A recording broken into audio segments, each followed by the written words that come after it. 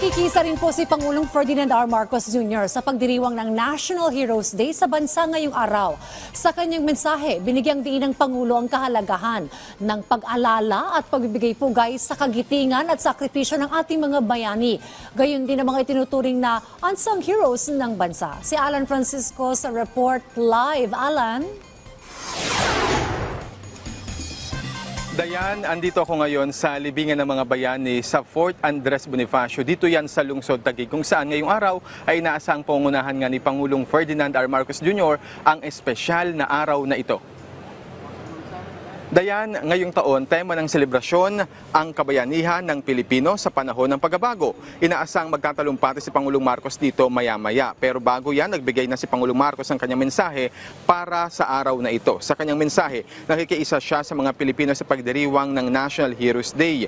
Espesyal na araw niya ito kung saan inaalala ang mga matatapang na bayani na lumaban para sa bayan. Sabi ng Pangulo, dahil sa mga bayaning ito, nakamit natin ang kalayaan na ating tinatamasa ngayon at tungkulin aniya natin ngayon na mapanatili ang kanilang ipinaglaban. Malaking ambag sa bansa ng katapangan, katatagan at pagmamahal sa bayan ng mga bayaning ito.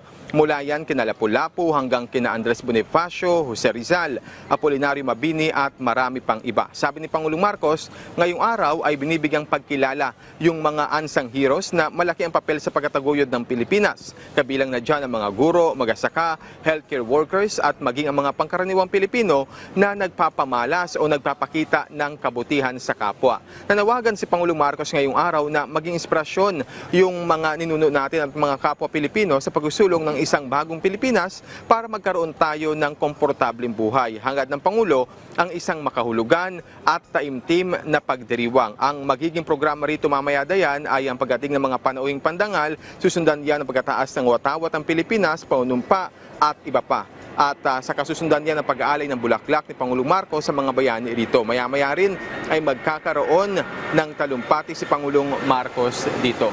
Dayan dito sa libingan ng mga bayani, inaasahan na libo-libo yung mga nakalibing na kababayan natin dito. Live mula rito sa Taguig, balik sa iyo Dayan. Maraming salamat, Alan Francisco.